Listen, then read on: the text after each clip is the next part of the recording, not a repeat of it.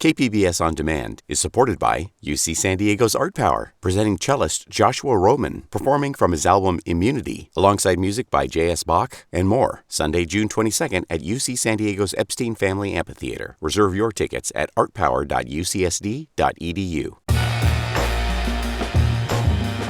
Welcome to KPBS Roundtable. I'm Scott Rodd. Today on the show, what does criminal justice look like in San Diego following the election? We discuss potential changes with the passage of Proposition 36, which increases punishment for certain drug and retail crimes.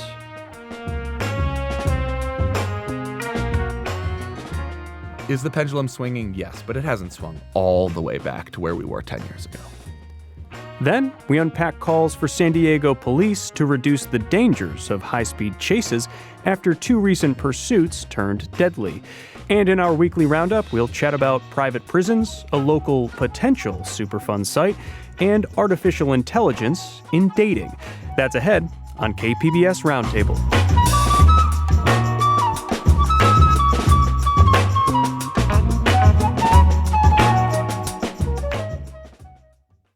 California voters have approved by a wide margin Proposition 36, a state ballot measure that increases punishments for certain drug possession and retail theft offenses. While the measure received strong support, it's also sparked debate. It signifies at least a partial reversal of California criminal justice reform efforts in recent decades. And it's projected to cost tens of millions of dollars for local governments and potentially hundreds of millions of dollars for the state. Here to discuss what this means for San Diego and how the new rules might be implemented is Andrew Keats, reporter at Axios San Diego. Andrew, thanks for joining Roundtable. Yeah, thanks for having me. To start, tell us about Prop 36, what changes it will make, and who supported the measure. So Prop 36 is a partial rollback, as you said, specifically of a measure from about 10 years ago called Prop 47. Prop 47 took a handful of drug and theft crimes and turned them from felonies into misdemeanors. And Prop 36 takes essentially those same crimes and turns them back from misdemeanors into felonies. And it also creates a new form of punishment that would sort of mandate drug treatment for people who commit some of these crimes. So it would, yes, divert them from one part of the criminal justice system, but it would do so mandatorily and through the criminal justice system into drug courts and the sorts of avenues that lead to behavioral health treatments. And who supported the measure, and what was their argument for why it's needed? It started with the support from the retail lobby and Republicans in the legislature and district attorneys across the state. That's who put the measure on the ballot, and they sort of begrudgingly pulled along a number of other Democrats, whether there was mayors or more moderate members of the legislature. Over the course of time, I think people read the writing on the wall politically, and you saw more people take a more active stance supporting it. But you also had people like our mayor here in San Diego, Mayor Todd Glory, who was an outspoken supporter from the very beginning. He even began his State of the City speech last year, before this measure existed, indicating that he was going to provide full-throated support for some sort of Proposition 47 reform. So there were a number of people in the end who had voted for it, and I think that was reflected in what you ended up seeing from the voters, which was a pretty broad base of support. And who expressed opposition to it? Opposition, you definitely saw. I mean, the most prominent person was Governor Gavin Newsom, who basically said that this was unnecessary. That you had other people who were to the left of the groups that we described earlier, some of whom argued that they had already handled some of the problems. There was a legislative package that sort of beefed up enforcement opportunities and law enforcement tools around retail theft. One of those, a very prominent one, was allowing officers or prosecutors to string together multiple thefts to add up the dollar figure of those thefts if you could tie the same people to the same crimes to reach the sort of felony threshold. If you'd spent any time in California over the last 10 years, you would hear a lot of talk about one of the big things that was said to be a result of Proposition 47, which was sort of organized crime in grocery stores and other retail establishments, pharmacies, that would steal right up into the threshold and then sell that stuff in a black market situation. But as long as they stayed below the dollar figure where it triggered a felony, they knew that they didn't have huge punishments awaiting them. And so even before we get to Prop 36, the legislator was trying to solve that by saying, well, if we can put three subsequent crimes together, then we take that sort of inherent ability to work the system away from them.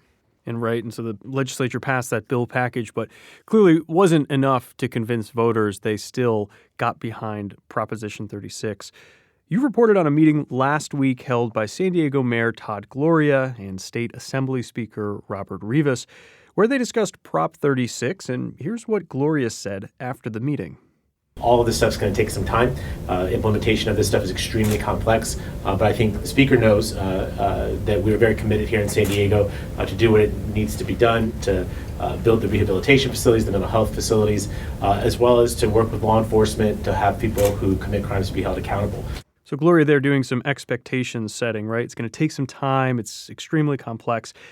How will Prop 36 be rolled out in San Diego? And what changes do you expect prosecutors, police, and drug treatment facilities to make? Yeah, so drug treatment facilities is sort of doing a lot of work in this implementation problem.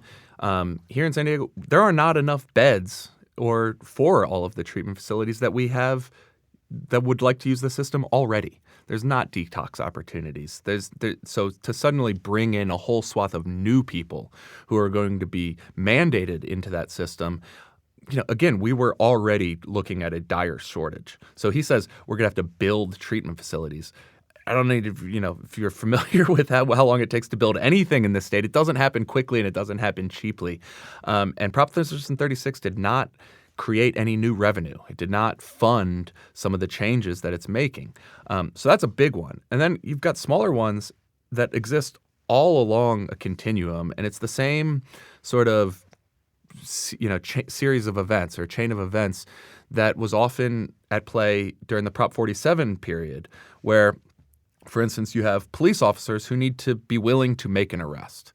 Sometimes that comes down to how many police officers there are on the street, but sometimes that also comes down to how worthwhile an individual police officer thinks it is to make that arrest. If you talk to police officers over the last 10 years, they would often say that they weren't making these arrests because they would see the same person back on the street just hours later because they would be released from jails. Well, then you follow that up the chain of command, and the jails would say, well, we don't have enough space. We don't have enough space for all of the people who are coming in. It's not like there's new money coming to jails from this measure. And jails here in San Diego especially have a lot of problems. Mayor Gloria mentioned it in this press conference that the San Diego Sheriff's Department, which runs the jails, is already dealing with years and years of problems through in-custody deaths. This is a new challenge on top of that. And then after the jails, you get to the prosecutors. Prosecutors have to be willing to bring charges from the arrests that are given to them by officers. And they only do that when they believe that they're going to receive a conviction. And those convictions come down to how judges and juries are willing to act. And sort of all along that system, you've got people who are willing to change their behavior based on what they see from other people in the system. And that led to a lot of frustration during the Proposition 47 era, where people who supported Proposition 47 would often say, we didn't make those crimes legal suddenly. We lowered the punishment for them. It's police officers who decided that it wasn't worth their time to file misdemeanor charges, and the police officers say, well, it isn't worth our time if prosecutors aren't going to bring those charges. And so now we're looking at a sort of an inverted version of that same problem where, okay, now you've changed the punishment that is available. You've changed the charge that you can bring. But does that necessarily mean within a short period of time that's going to change the behavior of officers on the street, the incentives given to them by jails, the decisions made by prosecutors, and what judges and juries are willing to do? And all of that, all the way across that system, comes down to the resources available for those discrete government agencies that control those entities. Right. And as I mentioned earlier, the Nonpartisan Legislative Analyst's Office estimates that, Prop 36, if implemented, would cost tens of millions of dollars at the local level and then up to, in the low hundreds of millions of dollars at the state level. Of course, that money has to come from somewhere. Right. So you just illustrated a very complex sort of knot, right, in terms of how Prop 36 could be rolled out, some of the challenges there. Do you think voters, generally speaking, recognize that there was such a sort of complexity behind how this could be rolled out? Or Did they anticipate that this could result in more short-term changes, whether it be seeing, less shoplifting, maybe seeing fewer glass, doors covering the deodorant, or what do you think voters had in mind when they voted for this? So it's always tricky to get into the mind of an entire electorate, right? It's different people with different sets of ideas. I do think that the sort of campaign for Proposition 36 sort of tied this issue to homelessness often, tied it to addiction, tied it to petty street crime, and retail crime that was often associated with homeless people. And so I don't think it's a tremendous leap to say that people who voted in favor of this expect it to provide some sort of change. But at the same time, I mean, how reasonable is it to expect voters to be able to think through, how are police officers going to act? How are jails going to be available to them? How are prosecutors going to react to both of those decisions? And how are judges and juries going to react to those decisions? And then to put it in context of the budget picture for the entire state, the city of San Diego, the city of San Diego is staring down a budget shortfall now in light of the failure of Measure E, a sales tax measure that was supposed to boost its budget. That's before you even rope in any sort of additional expectations on the police force, which was already understaffed and has been for many years. So I don't want to give the voters short shrift. In fact, I would rather take up for them and say it's sort of unreasonable to expect that they had all of that in mind at the time that they made that decision, because it is. I mean, it's a multifaceted issue that involves basically every level of government in the state. The little descriptors on the ballot are just maybe a sentence or two, but the reality is there's so much machinery and complexity behind a yes or a no vote on any of these ballot measures. Gloria, at the press conference after the roundtable with Assembly Speaker Rivas, also offered a tough on crime message. Here's what he said. I appreciate this chance to be abundantly clear. If you do crime in the city of San Diego, we will find you, we will arrest you, we will take you to jail. What are your thoughts hearing that from the mayor? Well, there's certainly a political angle there. I think he is noting where the voters told the public that they stand right now, whether it's on Proposition 36, whether it's recalling a progressive district attorney and, two of them across the state. Potentially, I think there's him communicating with an electorate that has spoken pretty clearly about where it stands on this topic and wanting to align themselves with himself with where they are. What I think may be an implicit message, though, is a frustration with police officers who have not always provided quick response to changes in policy. I think, if you think back a year ago, the city spent months debating an unsafe camping ordinance that the mayor said was going to provide a significant change in the number of tent encampments in the city of San Diego. That has not resulted in a lot of arrests. You'll see different people take credit for it in different ways, reduction in downtown encampments based on the downtown partnerships count. People respond by saying, well, that they've just shifted into state-controlled areas off of freeways. But it has not led to many arrests, for sure. That's measurable. It has not led to many arrests. It hasn't even led to many warnings, really. And so I think one sort of undercurrent of the last 5 years or so of city politics, and particularly where crime and homelessness sort of coalesce, which has been one source of frustration that the mayor has been talking about ever since he took office, is the inability for officials to enact their policy preferences at the street level. And so one thing I hear there is him saying, it is my expectation that this will lead to arrests, or at least to tell voters that that's what he wants to happen. And for the reasons we talked about at the top of the show, I think it's a little bit less than obvious that will immediately be the case. And I don't want to be too speculative or to forecast some sort of outcome, but I just think there are good reasons to wonder how immediate this change will be. I want to step back and look big picture, right? Because as we mentioned, Proposition 36 passed with a clear majority. What do you think drove so many voters in Blue California to support this tougher on crime measure? And in general, does this reflect a shift in attitude away from California's previous criminal justice reform efforts? On the one hand, I don't see how you can't say that it does to some extent, right? I mean, it is a direct response to Proposition 47. And Proposition 47 was absolutely seen at the time as a statement of California's willingness to embrace criminal justice reform to a certain extent. It followed on the heels of of series of efforts to reduce prison overcrowding after the state Supreme Court declared the conditions in prisons unconstitutional. So to one extent, yeah, you have to view it that way a little bit. But I think it's totally possible to overstate how big that shift is, even to the extent that this is still this policy status after Proposition 36 is still to the left of where we were before Proposition 47.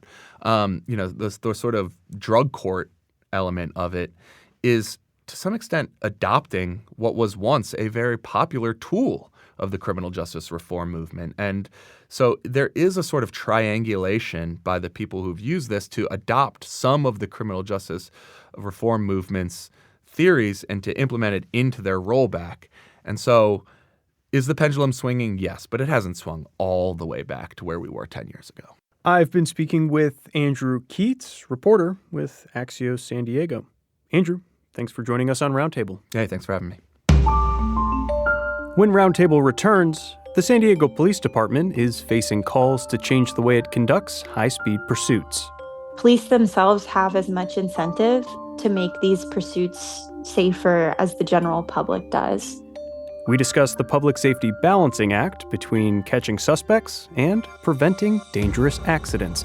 That's just ahead on Roundtable.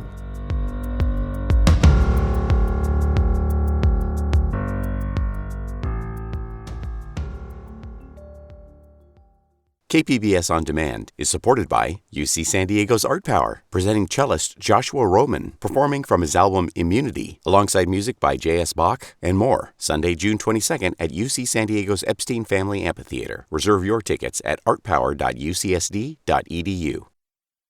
You're listening to KPBS Roundtable. I'm Scott Rod. The San Diego Police Department's pursuit policy is getting some close scrutiny after a few deadly chases in recent months.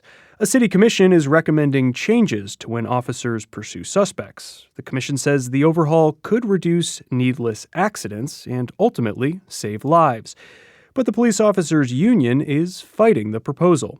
Here to tell us more is Katie Hyson, KPBS's racial justice and social equity reporter. Katie, thanks for joining Roundtable. Thanks for having me. To start, how did this debate begin over the city's pursuit policy? It began really tragically. In December, a San Diego police vehicle pursuit killed two little boys, 4-year-old Mason and 8-year-old Malachi. The driver police were chasing hit the car carrying the boys, and that car hit a tree and burst into flames.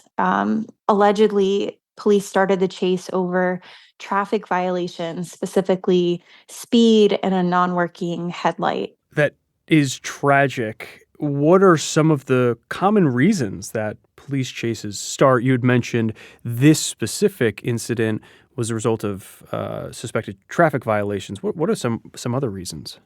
Actually, like the chase that killed Mason and Malachi, the majority of high-speed chases San Diego police start are over infractions. So things like a broken taillight or running a stop sign, that's by far the most common reason. The City of San Diego's Commission on Police Practices is an independent board made up of community members that investigates complaints against officers and also makes policy recommendations.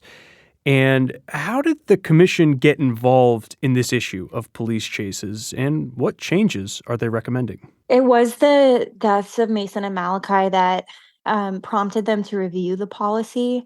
The biggest recommended change is that SDPD should not start these vehicle pursuits for basically lesser offenses that don't pose an immediate or serious danger to the public. things like a non-working headlight. There are 8 other recommendations, including things like establishing a vehicle pursuit review board, expanding how they track pursuit data, exploring technologies like drones and GPS tracking that could make pursuits safer, and more clearly signaling the end of a pursuit, like by pulling over from the road. You spoke with Commission Chairperson Gloria Tran. What was her argument for why these changes are needed? One of the recommended changes, I think, really encapsulates their reason for these suggestions. It asks SDPD to reword their pursuit policy to prioritize the protection of life. These high speed chases are really dangerous, not just for the suspect, but also for bystanders and police themselves.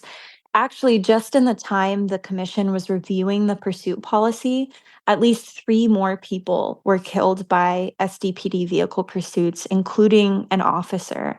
So loss of lives is most key, of course, and pursuits also cause injuries and property damage. The Commission's proposed changes have evolved over time. What were they initially recommending? The latest version gives police more leeway to start pursuits than the preliminary recommendations did. At first, they asked police to limit vehicle pursuits only to violent felonies. So obviously that would have limited it pretty significantly. Like you said, they've pulled back from that a little bit, giving police a little more discretion. Now, how has the police department and the police officers union responded to these recommendations? They haven't responded yet to this newest set of recommendations. The response to that first tighter set of recommendations was interesting to watch unfold. The police union started a social media campaign that called the suggested policy change horrific and dangerous. They claimed it would stop them from pursuing people suspected of things like DUIs, dealing fentanyl, battery, human trafficking. The Commission on Police Practices tells me they wanted the union's input and they asked the union to come to the table and talk with them, but the union hasn't responded. The commission say they have been gathering input from other stakeholders, and that informed the changes they made to the recommendations. Police Chief Scott Wall is now reviewing these final recommendations, and he has 60 days to respond. I reviewed some of the posts in that social media campaign that the police officers union put out, and they made claims like officers wouldn't be able to pursue suspects who may possess fentanyl or suspects who have violated domestic violence restraining orders. Now, is there any truth to that? Did you see anything that stood out in that campaign as potentially inaccurate? Well, I don't, it's hard to say. I wish that police had been willing to really sit down and talk with me so that I could hear their perspective on those things. I would say that the intent of the recommendations was very much safety, not just of the public, but of officers as well. And that what they were asking is not unusual. A lot of major police departments in major cities already limit their vehicle pursuits to violent crimes. And so it struck me as I would say highlighting these specific cases and not looking at the issue as a whole and the real harm that is being caused by how pursuits are currently done. Has there been much response from the public?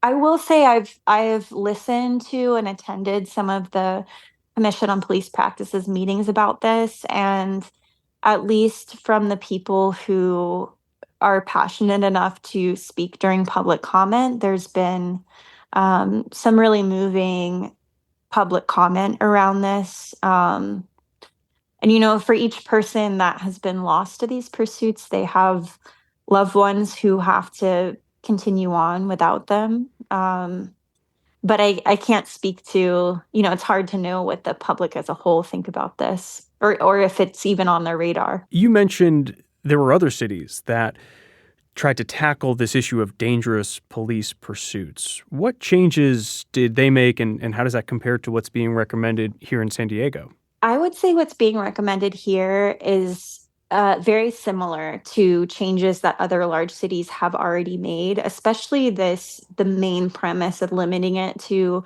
violent crimes. And actually, this problem is common enough across the country that several national policy groups, including the US Department of Justice and the National Highway Traffic Safety Administration, have already issued official recommendations that vehicle pursuits be limited to violent crimes.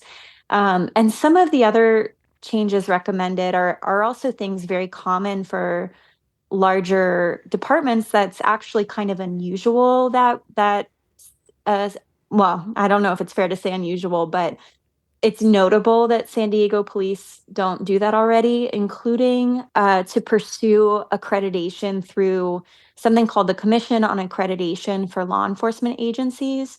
And part of that requires a yearly vehicle pursuit analysis. So, these recommendations really aren't too outside the box. At the end of the day, they are just recommendations, right? Does the police department have to adopt any of them from the commission? That's a good question. And no, not at all. The chief has full discretion whether to accept any of these and to what degree. So I'm curious to see how he responds. You had said that the police department hasn't sat down and talked with you about this. But from what you could tell, kind of reading the tea leaves, do you have any indication as to whether the department will adopt these changes? Or perhaps do you have a sense of maybe which ones seem most likely for them to be open to adopting? So my experience reporting, the police department really doesn't like to give any indication in any direction before their time to review is up. Just from my eyes, some of the recommendations do seem like really low-hanging fruit, especially the one about making the end of a pursuit more clear to avoid confusion. Any of the recommendations that don't limit police officers' discretion, I think will be easier to push through than the others. Of course, anything that doesn't cost additional money is probably easier to push through as well. There's some recommendations that just ask them to have, for example, a consistent definition of pursuit, but especially about the making the end of the pursuit more clear. The officer who was recently killed in an SDPD vehicle pursuit, police say that pursuit had actually been called off already, but his car was still responding to the area when they were hit. And maybe a change like what CPP is recommending might prevent something like that from happening again. And I would imagine, especially after that officer's tragic death, that police themselves have as much incentive to make these pursuits safer as the general public does. So, do we have data showing how often police pursue suspects and what some of the outcomes of those pursuits are in San Diego? So we do, and it's part of what the commission reviewed in coming up with this policy, but there are limitations to that data. And one of the recommendations actually is that the police expand the tracking of this pursuit data to include injuries, death, and damages that happen after a pursuit is officially terminated. So currently, um, they're only tracking ramifications that happen before the pursuit is officially terminated. But as we've seen recently, oftentimes the impact of these chases don't stop just after the chase is called off, on the police radio. Um, and it's also part of what makes it difficult to grasp the scope of this nationwide is that the tracking isn't always uniform across departments, if the tracking exists at all. And so I'm curious to see if the police does adopt expanding the tracking of pursuit data, um, what we'll see, a year, 2 years from now of the real scope of this issue, and also if that will inform their policy decisions at all. As a reporter, Did that create a challenge for you in terms of trying to grasp the scope of this issue, not having detailed data on police chases here in San Diego? Yes, for sure. And I would say more so not having complete data. And that's something that reporters get come up against all the time. It's really hard. You find yourself, and I'm sure you know this as an investigative reporter, that what you're able to report conclusively on often depends on what data is being tracked and how. And so, you know, you're never going to fully grasp the scope of an issue. Um, you're always constrained to what data is available. And this is just another case of that there's less data than I as a reporter, and I'm sure the commission, as they're trying to hold the police to certain standards, I'm sure it's less data than they'd like as well. And what does the timeline look like from here in terms of the police department's review of these recommendations and their decision as to whether or not adopt them? So from the time the CPP officially sent their recommendations, which I believe was within this past week, um, that starts the clock, and the chief has 60 days to respond to the recommendations from there. I've been speaking with KPBS's racial justice and social equity reporter, Katie Hyson. Thanks for joining me today. Thanks, Scott. Up next, we discuss other stories making news in San Diego and around the world in the weekly roundup. You're listening to KPBS Roundtable. KPBS On Demand is supported by UC San Diego's Art Power, presenting cellist Joshua Roman, performing from his album Immunity, alongside music by J.S. Bach and more, Sunday, June 22nd at UC San Diego's Epstein Family Amphitheater. Reserve your tickets at artpower.ucsd.edu. You're listening to KPBS Roundtable. I'm Scott Rod.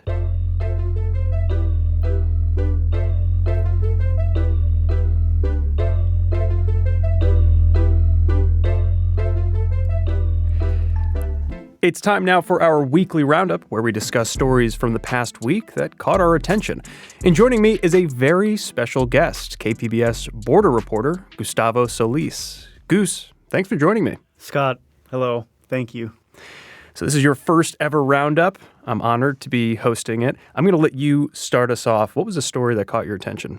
Voice of San Diego wrote a really interesting story about County Supervisor Nora Vargas kind of butting heads with County Supervisor Tara Lawson-Remer. It's over a huge issue, very important issue in the South Bay, right? The Tijuana sewage crisis. I'm assuming everyone's heard about it. We've covered it extensively here, but it was such an interesting story because on the one hand, you have Tara Lawson-Remer, who wants to declare it a Superfund site. On the other hand, you had Nora Vargas, who wanted to block it. And the reporting I thought was super interesting because at the beginning, the framing was we have to stop it because we got to do a little bit more research into what it means to be a Superfund site. And a Superfund site is basically when the government designates an area as, basically it says like this area is very bad. It has bad chemicals in it, sort of, toxic waste or something along those lines, often for industrial sort of consequences for land, but it could be other things as well. But essentially it labels specific areas as particularly hazardous. Which we don't have too many here in California, or any that I'm aware of. I mean, the part of the country you're from has a couple of them. Thanks for noting that. No problem. But it's a big deal. It's a big deal, and I think it kind of matches the seriousness of the situation right now, right? Imperial Beach, the coastline was closed for 1,000 days at one point.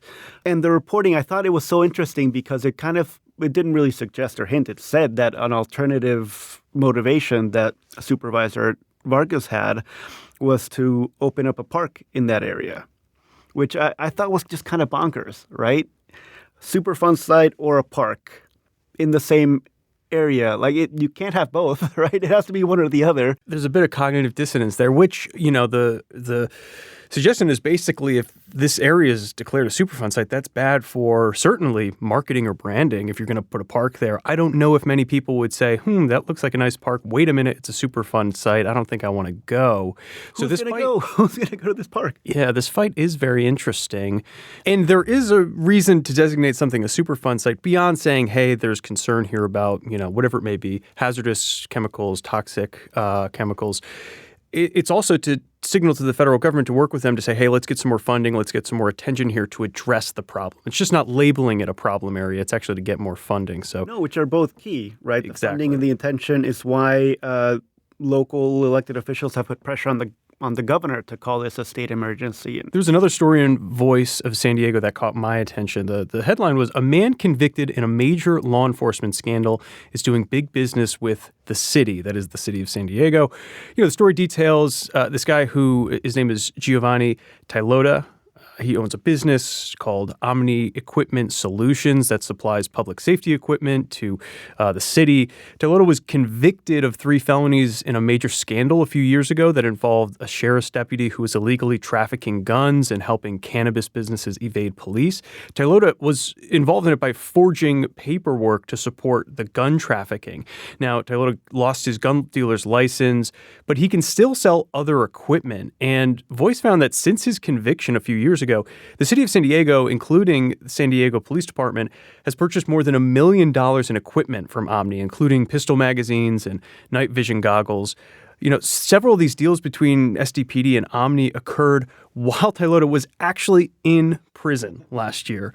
So SDPD claims, they followed all the necessary procedures, that they aren't required to do background checks on all of their vendors. The city said it's going to further evaluate whether it does future business with this company. But great work from Voice digging into something that would probably seem very mundane, receipts with vendors that the city has to, see where they're getting their equipment. I just thought it was excellent reporting. I think it is great reporting. There's so many great stories potentially hidden in plain sight just by looking at the receipts, looking at the purchase orders. I've found a couple in my career that way out of Chula Vista with their police department. It's a great place to find stories. The idea that this gentleman made so much money while in prison, I thought was really interesting on a couple different levels. One, we just had a ballot measure about forced labor in prison. Now, granted, that kind of labor, I guess you paid pennies.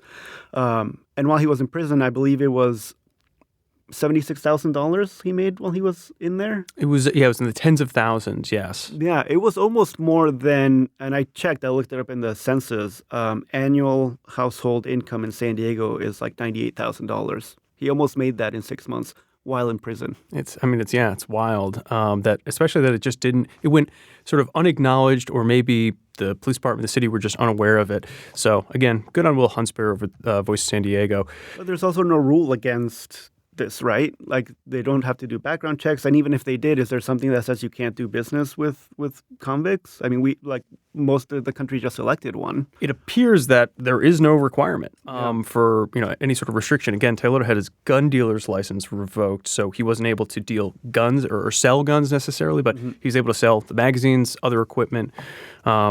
So very interesting reporting. Yeah. Speaking of prisons, there was a story from ABC News that detailed how private prisons are seeing an opportunity with President-elect Donald Trump's immigration policy plans and potential for mass deportations. Tell me about that. It is a great time to be in the private prison industry right now. Define great. In the capitalist sense. Right. Yeah, the story was about how specifically the Geo Group, one of the largest private prison companies in the U.S., but also CoreCivic, another one, really got a boost in their share price went up. Like, they made a lot of money from the election of President Donald Trump, all tied to his promises of mass deportation.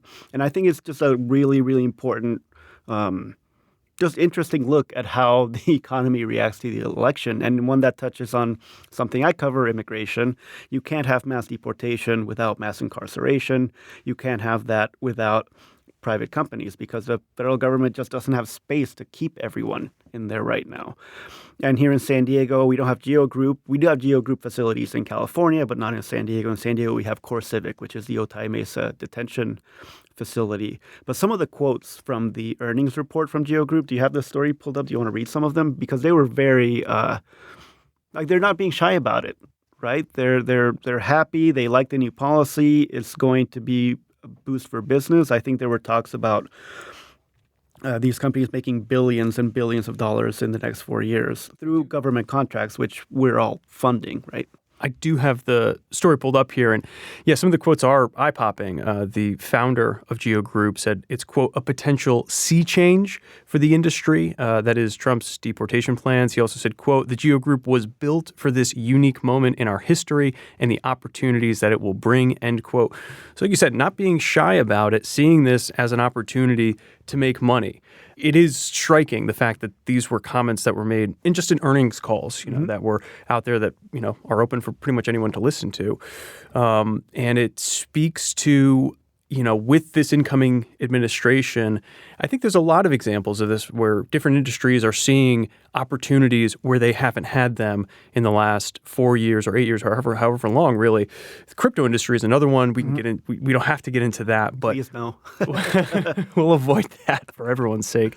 But there are these industries that are seeing openings to, openings with the Trump administration to potentially cash in. Oh, it's a total 180. I mean, the Biden administration, one of his policy proposals was to stop, kind of divest from private prisons, have them less involved in it. And the criticism here is that these facilities are not as transparent as government-run facilities. They don't have a great track record if you look at lawsuits surrounding some of these facilities. I know here in San Diego at the Otay Mesa Detention Center, several people died during COVID because they allegedly weren't following the protocols. It's very hard to get into these facilities. It's very hard to interview people in these facilities. Transparency is an issue. Oversight is an issue. And it does put people in risk. I mean, I did a story earlier this year about a nurse supervisor who sued CoreCivic, alleging that they were chronically understaffed. The implication was to save some money, right? You understaff. But that left dangerously low nurse-to-patient ratio. And she described a couple of examples of people with minor, in infections that became serious issues. Some people weren't treated right when they were supposed to. Things got worse, and they had to be hospitalized for it. So the earnings call is one thing, but then the potential for human suffering is quite another one as well. A different story that for me was very dark, maybe in a different way, was from the New York Times. And I didn't feel this way until maybe reading this story, but AI, artificial intelligence, just might be the end of human civilization in the near future. This New York Times article was headlined, "Are AI clones the future of dating? I tried them for myself." And, it turns out that people are turning to AI chatbots not just for advice on dating, but to create dating clones of themselves to chat with prospective partners or other clones to determine if it's a good match. And this one intrepid New York Times reporter handed over his dating life to AI. And it was just, remarkable to read. There's also a service that creates AI dating app photos. It's a whole industry, apparently. And the sort of conversations from these AI clones is just cringy. Oh, read some of them, please. I love, because the story, everyone should read this story because it includes, the transcripts, for lack of a better term, of some of these conversations. But there are some AI to AI conversation. So no people are talking. Just little robots talking back and forth. This one actually is between the reporter's clone and a real human. So the clone says, if you could only eat one snack for the rest of your life, what would it be? And some nice young lady named Rachel responds, mozzarella sticks. And the reporter's clone says, crunchy, cheesy bliss, 3 exclamation marks. What is it about mozzarella sticks that makes your heart skip a beat? That is brutal to read. Did it work? I don't think so, man. I do not think this guy had luck with this clone. There was another service that offers coaches. You could kind of AI coaches, let me be clear, where you can bounce, questions and ideas off of. There's also another service called Riz, which is what the young people say to refer to charisma. And this service costs $10 a week, and it just writes your responses for you on these apps, which I should note the irony. If you're using an app to write all your responses, you probably have zero Riz. Nevertheless, as you were reading this thing, what did you think? Well, initially, the episode of Black Mirror. Right. And tell me about that episode. It's a brilliant episode. It's great. It's this entire relationship and there. Well, I don't want to give too much away, but it is these people stuck in this place that they can't leave, and they're just dating over and over and again. And you can't leave until you find the person you're supposed to be with. And then towards the end, there's a big reveal where this was just like the personification of a dating app. And you just see two people meeting for the first time who happened to match, but that was all that went behind creating a match. But I think, I don't know, as someone who's on dating apps and hates them, I loved reading about that. As someone who hates AI, I was just kind of happy with how bad it is at helping people and how clearly just flawed it is in some ways. I think one of the things I enjoyed reading about was how, the way it's supposed to work, it reads your profile, you put it whatever you want, and it takes information from your profile to communicate who you are to a potential match. Some of the AIs went rogue. And we're talking about, like, I went on a trip to Japan that this guy never went on, or specific restaurants in San Francisco that were apparently his favorite, but the real Eli had never gone to. So I did like that aspect of it. Yeah, I don't know. Call me old-fashioned, but I met my fiance on a dating app, messaging with my old two thumbs. I think that's the way to do it. There we go. Anyway, surprisingly, the AI did not help that reporter improve his dating life. Well, that's a wrap for this week's Roundup. Gustavo Solis, thanks for joining me. Thank you, Scott. Hope maybe you invite me back. I don't know. We'll see. We'll take it under consideration. All right. Thank you. That'll do it for our show this week. Thanks so much for listening. You can listen to KPBS Roundtable wherever you get your podcasts. Roundtable airs on KPBS FM at noon on Fridays and again Sundays at 6 a.m. If you have any thoughts on today's show, we'd love to hear from you. You can email us at roundtable@kpbs.org or leave us a message at 619-452-0228. Roundtable's technical producers this week are Brandon Trufa and Adrian Villalobos. This show was produced by Quinn Owen. Brooke Ruth is Roundtable's senior producer, and I'm your host, Scott Rod. Thanks for listening. Have a great weekend.